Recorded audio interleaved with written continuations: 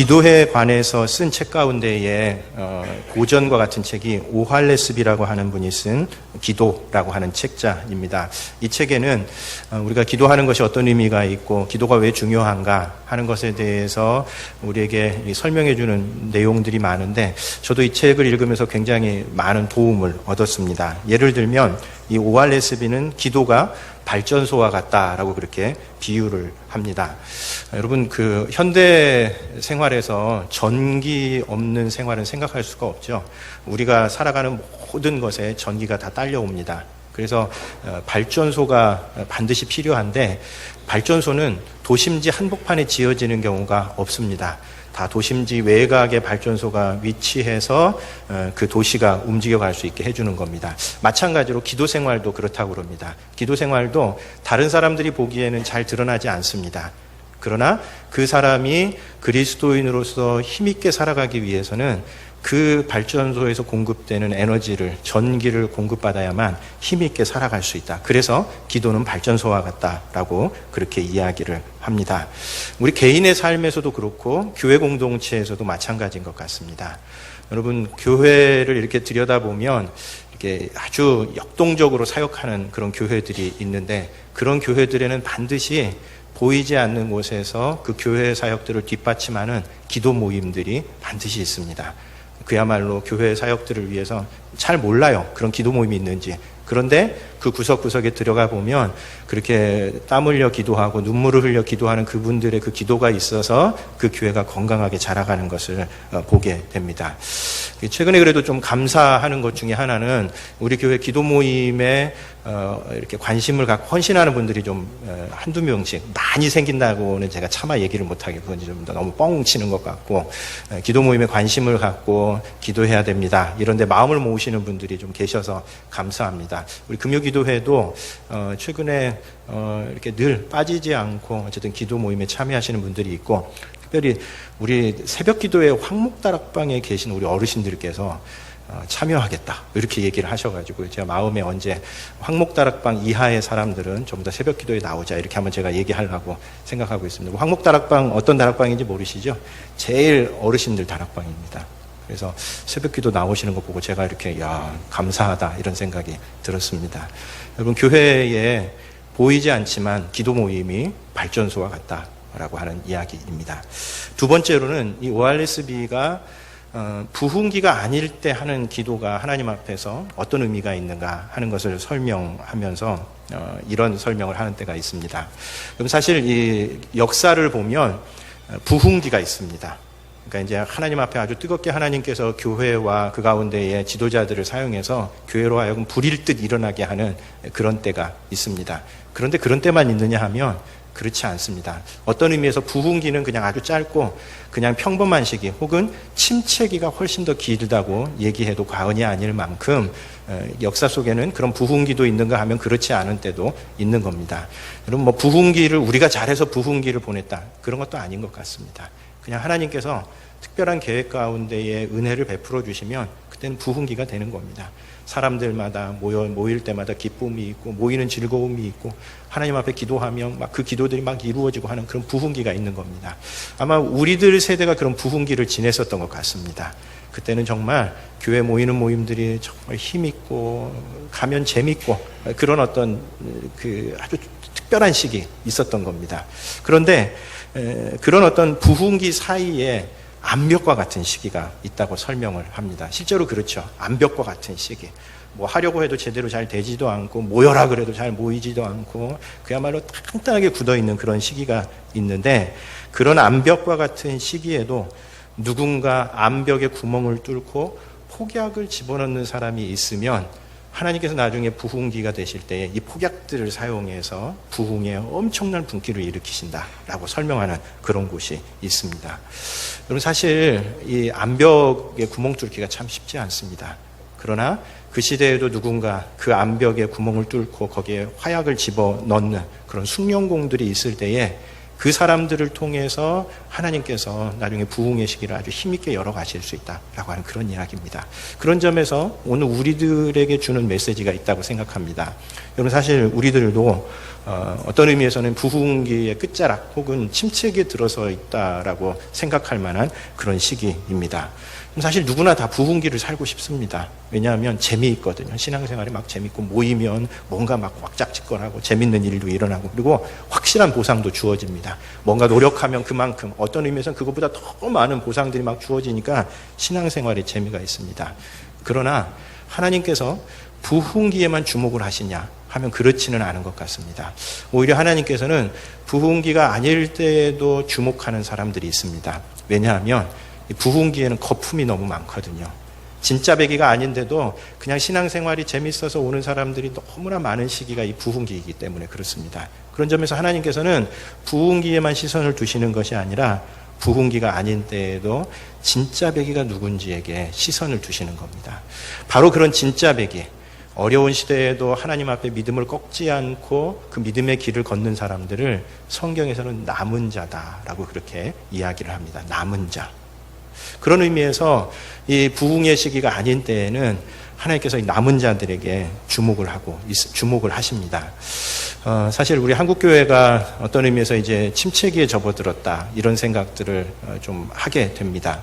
제가 선교단체에 있었기 때문에 한국교회가 주변부에서 얼마나 많이 무너지고 있는가 이런 것들을 참 실감나게 많이 느꼈습니다. 교회 중앙부에 있으면 그 잘 실감나지 않습니다. 그래도 예배는 드려지고 뭐 헌금도 나름 거치고 이러니까 교회 중앙부에 있을 때는 교회 주변부가 얼마나 무너지는지 잘 모릅니다.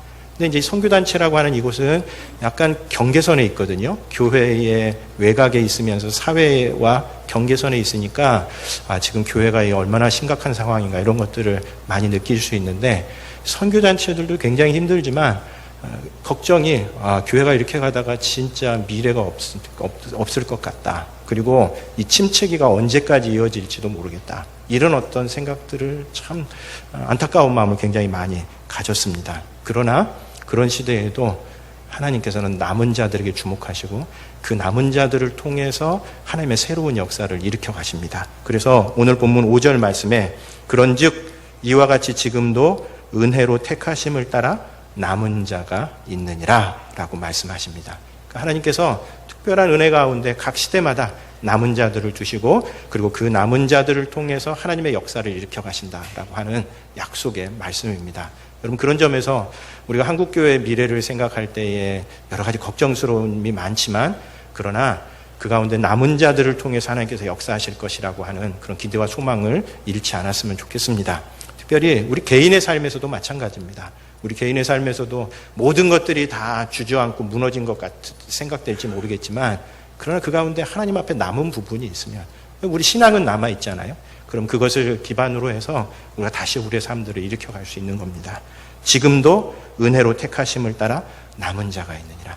남은 자가 있으면 그 시대에는 소망이 있습니다. 그런 점에서 오늘 우리들도 하나님 앞에서 남은 자로 살겠다라고 하는 그런 다짐하시는 여러분들 되셨으면 좋겠습니다. 로마서 9장부터 11장까지는 이스라엘의 구원 문제를 다룹니다. 이스라엘이 어떻게 될 것인가? 이스라엘이 사도 바울 시대에 메시아를 받아들이지 않았는데 이스라엘은 그런 하나님 앞에 버림받은 것이냐라고 하는 이 문제를 로마서 9장부터 11장까지 아주 길게 다룹니다. 왜 이렇게 길게 다루냐면 이 문제가 초대교회에 있어서도 굉장히 중요한 문제였고 무엇보다 사도 바울 자신에게 있어서는 정말 중요한 문제였었던 겁니다. 사도 바울 자신이 유대인, 이스라엘 백성인데 자기 민족들에게 복음을 전하지 못하고 이방인들에게 복음을 전하고 있었던 겁니다. 그래서 사도 바울에게는 그러면 내 민족은 어떻게 되는 거냐?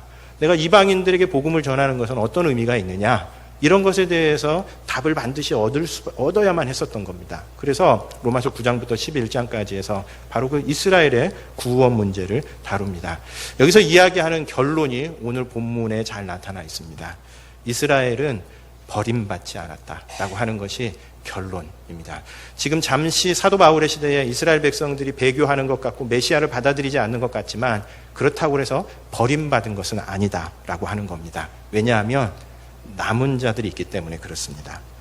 11장 1절에 보면 그러므로 내가 말하노니 하나님이 자기 백성을 버리셨느냐? 여기 자기 백성이 이스라엘 백성들을 가리킵니다. 구약 시대에 사용하셨던 그 이스라엘 백성들을 하나님께서 버리신 것이냐? 그렇지 않다는 겁니다. 왜냐하면 남은 자들이 있는데 대표적인 남은 자가 누구겠습니까? 사도 바울인 겁니다. 그래서 나도 이스라엘인이요 아브라함의 씨에서 난 자요 베냐민 지파다. 자기도 정통 이스라엘, 어디에 내놓아도 손색 없는 둘째가라면 서러워할 그런 이스라엘인인데 자기가 메시아를 믿으면서 지금 그 복음을 위해서 헌신하는 것을 볼 때에 또 그 당시 유대인들 가운데에 다수는 이스라엘 백성들이 메시아를 받아들이지 않았지만 그 주님을 받아들이고 믿는 그 사람들이 있는 것을 볼 때에 그 사람들이 바로 남은 자인데 그 사람들이 있는 것을 볼 때에 하나님께서 이스라엘을 버리신 것은 아니다라고 이야기하고 있습니다. 그러면서 사도 바울이 이스라엘의 구원 문제를 놓고 하나님 앞에 기도하며 말씀을 묵상하면서 얻었었던 대답은 무엇이냐면 하나님께서 나중에 이스라엘도 반드시 구원하실 것이다 라고 하는 답이었습니다. 그 결론이 11장 11절과 12절에 나와 있습니다. 그러므로 내가 말하노니 그들이 넘어지기까지 실족하였느냐? 그럴 수 없느니라. 완전히 다 이제 희망이 사라진 것이냐? 그렇지 않다는 겁니다. 그들이 넘어짐으로 구원이 이방인에게 이르러 이스라엘로 시기나게 함이니라. 그들의 넘어짐이 세상의 풍성함이 되며 그들의 실패가 이방인의 풍성함이 되거든 하물며 그들의 충만함이리요. 지금 잠시 이스라엘이 복음을 받아들이지 않음으로써 이방인들에게 복음이 전해지고 있지만 그러나 나중에 이 이스라엘 백성들이 다 이방인들이 하나님 앞에 복받는 모습을 보면서 다시 복음으로 되돌아오게 될 것이다. 이것이 바로 로마서 9장부터 11장까지 이스라엘의 구원 문제에 대해서 내놓는 그런 답입니다. 그러면서 이 구약 시대에 있었던 한 가지 예를 듭니다. 그 예가 바로 이 엘리야 시대의 예입니다. 11장 2절에 보면 하나님이 그 미리 하신 자기 백성을 버리지 아니하셨나니 너희가 성경이 엘리야를 가리켜 말한 것을 알지 못하느냐. 그가 이스라엘을 하나님께 고발하되 라고 이야기하고 있습니다. 그러니까 하나님께서 힘든 시대에 남은 자들을 통해서 하나님의 구원의 역사를 펼쳐가셨던 것을 기억해봐라. 엘리야의 시대를 생각해봐라 라고 이야기합니다. 특별히 여기서 엘리야의 시대를 드는 것은 이스라엘 역사에 있어서 그야말로 가장 밑바닥의 시대였기 때문에 그렇습니다. 이 구약 역사를 보더라도 부흥의 시기가 있었는가 하면 진짜 침체기가 있었습니다. 세상에 하나님의 백성들이 어떻게 이렇게까지 밑바닥일 수 있는가, 이런 어떤 시대도 구약 시대에 있었던 겁니다. 그렇게 밑바닥을 헤매고 있었던 시대의 가장 대표적인 시대가 바로 이 엘리야 시대였습니다. 왜냐하면 이 시대는 여러분 아마 아합과 이세벨 두 왕과 왕비의 이야기를 들어보셨을 텐데 구약의 아주 대표적인 악한 왕들입니다. 이 사람들은 바알과 아세라를 신봉하기 위해서 여호와를 믿는 사람들을 전부 다 제사장들이나 백성들을 전부 다 살해하고 그 제단들을 전부 다 무너뜨리고 바알과 아세라 신상을 세웠었던 그런 사람이었습니다. 그래서 모든 백성들이 다 그 왕권 앞에서 두려워 떨면서 다 배신의 길을 걸었었던 그런 시대였었던 겁니다. 그래서 그 시대가 3절의 말씀처럼 주여, 엘리야가 했었던 말입니다. 주여, 그들이 주의 선지자들을 죽였으며 주의 제단들을 헐어버렸고 나만 남았는데 내 목숨도 찼나이다 라고 엘리야가 하나님 앞에 그렇게 하소연했었던, 하나님 저만 남았습니다. 다 배신했습니다. 그 이야기를 들고 있는 겁니다.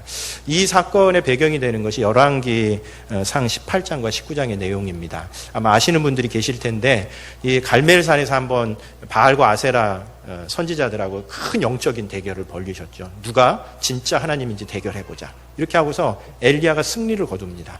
다른 바알과 아세라 신을 섬기는 선지자들이 뭐 칼에 자해를 하면서 아무리 부르짖어도 하늘에서 불이 내려오지 않았는데 엘리야가 하나님 앞에 부르짖으니까 불이 내려와서 그 제단을 살랐거든요.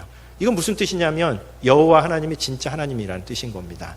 이때 아마 엘리야는 자기 민족 안에 엄청난 변화가 나타나리라고 생각했었던 것 같습니다. 그런데 그런 변화는 하나도 나타나지 않고 오히려 아합이 더 득달같이 엘리야 이놈이 감히 내 명을 어겨? 이러면서 엘리야 전체 수배령을 내려서 엘리야가 더 이상 이스라엘 땅에 있지 못하고 숨어들어서 저 호렙산에 가 있었을 때 하나님 앞에 하소연했었던 내용이 바로 그 내용입니다. 하나님, 저만 남았습니다. 저밖에 없습니다. 하는 그 이야기를 하고 있는 겁니다. 그런데 하나님께서는 이때 엘리야에게 너만 남은 거 아니다. 남은 자들이 있다라고 하는 것을 말씀해 주셨습니다.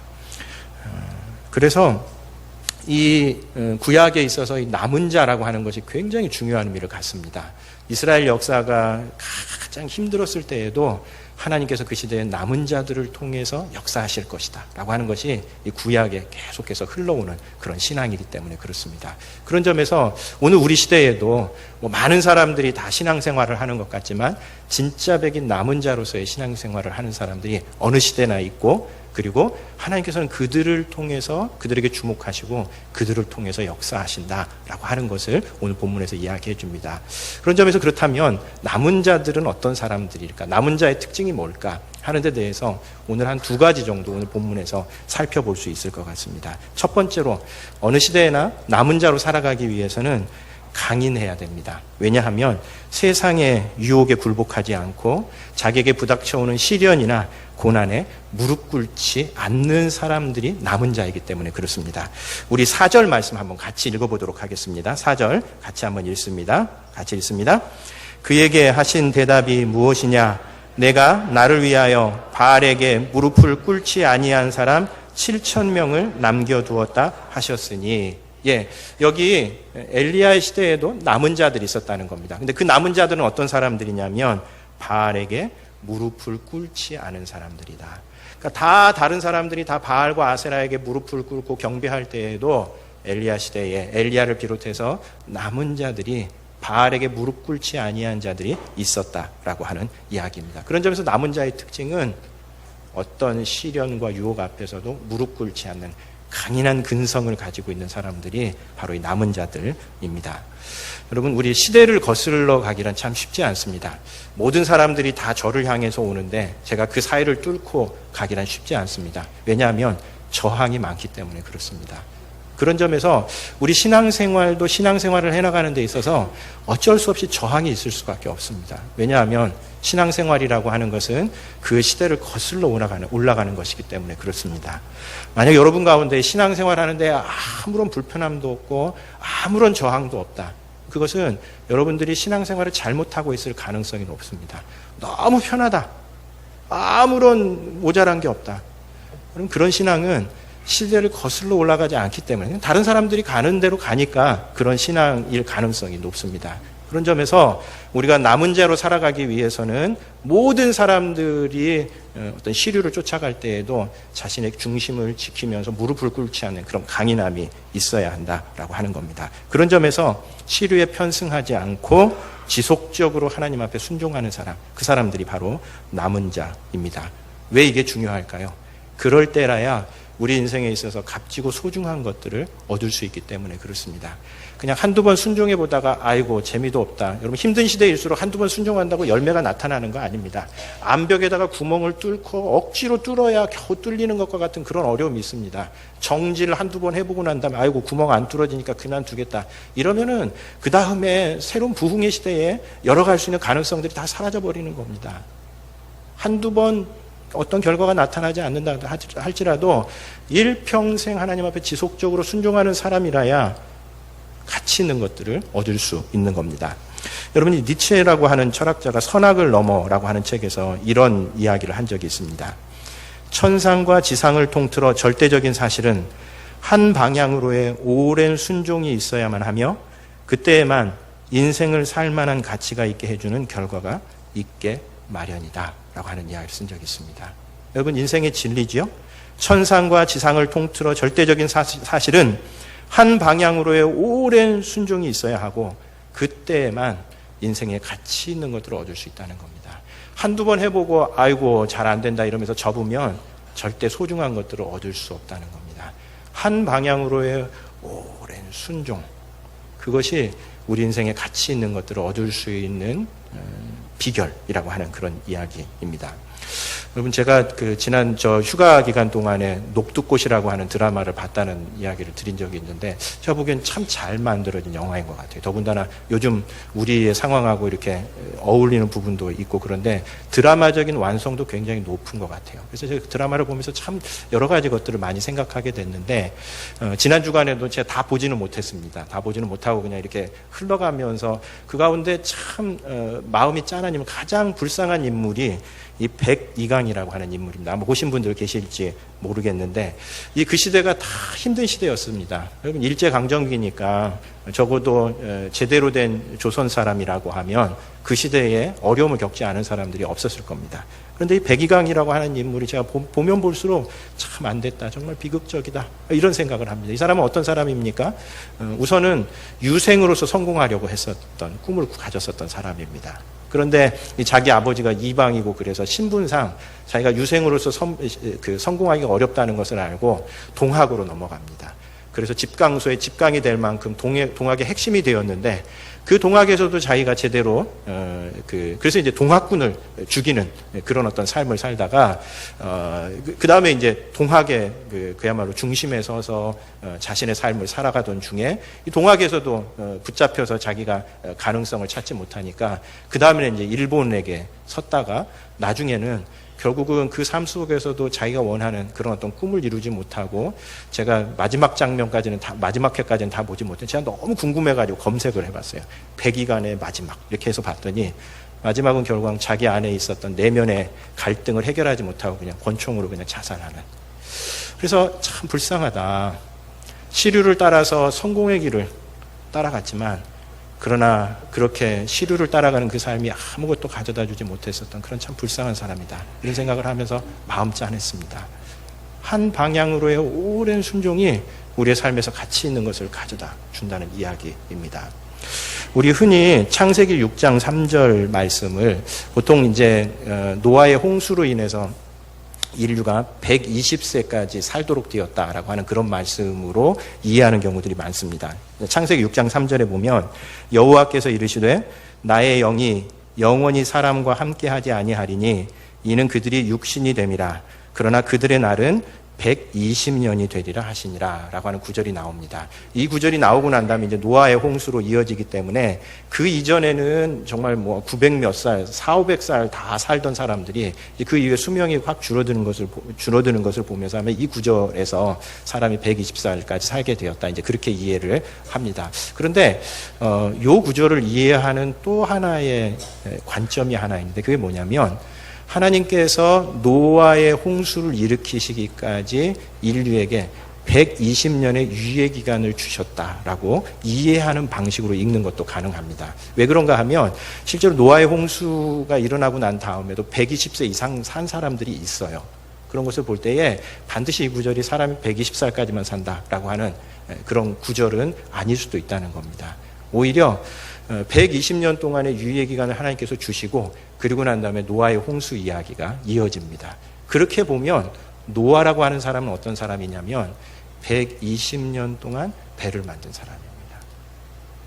120년 동안. 물론 그 시대에 배 만드는 게 쉽지 않았겠죠. 아무도 도와주지 않았으니까 자기 혼자 만들어야 했고, 자기 생업을 하면서 배를 큰 방주를 만들려면 진짜 그 정도의 시간이 걸렸을지 모릅니다. 아무튼 노아가 120년 동안 꾸준한 삶을 살았었기 때문에 그 가운데 방주 하나를 만들 수 있었던 겁니다.